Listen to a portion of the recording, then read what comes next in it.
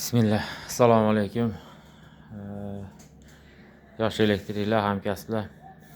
Bugun bizga hozirgi zamonda ko'p kerak bo'layotgan fotorelay haqida bir gaplashamiz. Fotorelay hozirgi bizniki mana shu ko'rinishda. Fotorelay ya'ni yorug'lik relesi. Yorug'lik yo'qolganda bizga kerakli bo'lgan освещение uchun ko'p foydalaniladi. Svetilnilarimiz yoqib beradi. Avtomatik yorug' tushganda saharda yana o'chirib qo'yadi. Shunisi bilan bizga qulayligi bor, foydasi bor. Buni ko'radigan bo'lsak, mana bu yerda yozilgan. Ko'rinayotgan bo'lsa, mana power 220 volt, 240 volt ishlaydi. O'zgaruvchan tokda 50 Hz chastotasi. Bu yerda mana current degan joyi amperaj 25 amperli ekan bunisi. Buni 6 amperligi bor, 10 amperligi bor, amperaji har xil. Hozir shuni ko'rib chiqamiz. Bu yog'ini qo'ysak, mana bu yerda mana bolti bor.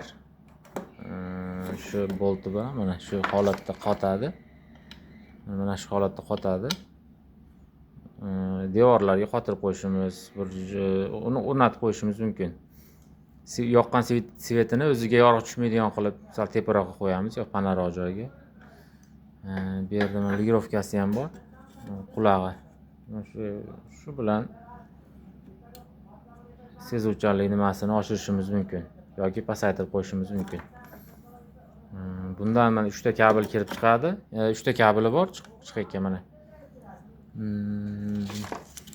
Bittasi faza kiradi, faza qaytib chiqadi. Shu ulab o'chirish uchun. Keyingisi nol. O'sha mana shu qurilmamiz o'zi ishlashi uchun kerak bo'ladigan nol. Bu yerda bizda yashilda nolimiz. Mana sxemasi bor. Ichidan korobkasining ichidan chiqqan qog'ozini ko'ramiz mana. Sxemasi bor. Black, brown mana kirishi. Bu yerda mana bizda qora. Qorada faza kiradi. 0 umumiy kirish chiqish va mana output degan inglizchada output'i chiqishi qizil. Fazani bunga kirgizamiz. Qora simimiz orqali mana shu yerda ko'rinib turibdi. 0 umumiy beriladi. Keyin qizildan chiqib svetilnilarga ulashimiz mumkin. Bu o'z yorug'likda o'zi avtomatik o'chirib yoqadi. Yorug' tushganda, qorong'i tushganda yoqadi. Yorug'lik yana paydo bo'lganda yana o'chirib qo'yadi. Hozir buni ulashdi, amaliy ko'ramiz. Xo'p, mana uladik. Bu yerda avtomatimizdan keladi. Fazamiz kelib, datchikda mana sxemamiz bo'yicha qora kabeliga uladik. Bu yerda mana nolovoy shinamizda mana shu biz ko'rgan kabelimiz kelib umumiy 0 ga ulandi. Bundan datchik 0 ham bor bunda mana. Datchik 0 ham, relay 0 va svetilnigimiz 0. Mana svetilnik qanday ulanadi? Amaliy holatda ko'rishimiz mumkin. Sxemada ko'rsatilgan mana qizilimiz relaydan chiqib tok fazamiz. Bu svetilnikni fazasiga ulanadi. Bizda hozir zazimleniya yo'qligi uchun mana svetilnik zazimleniyasini qayirib qo'ydim, o'rab qo'ydim. Shu holatda tekshirib ko'ramiz. Hozir mana bo'ldi, avtomatni yoqdim, ushlanish keldi. Hozir bu qorong'i tushganda o'zi ishlashi kerak. Hozir qanday tekshirishimiz mumkin? Xonamiz svetini o'chiramiz yoki sun'iy ravishda bunga qorong'i xonamiz svetini o'chiramiz. Yo'q. Mana ko'rib turganingiz, sun'iy ravishda bu qorong'ilik hosil qilamiz.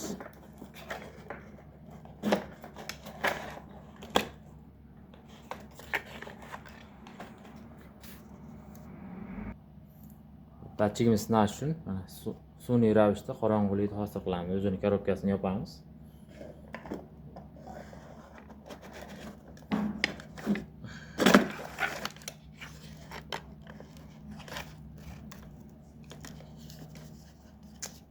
ushlamayapti.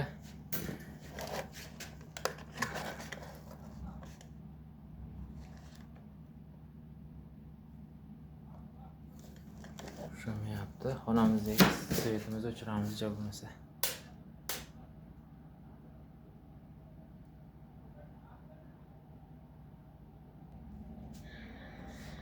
Yana bir urinib ko'ramiz.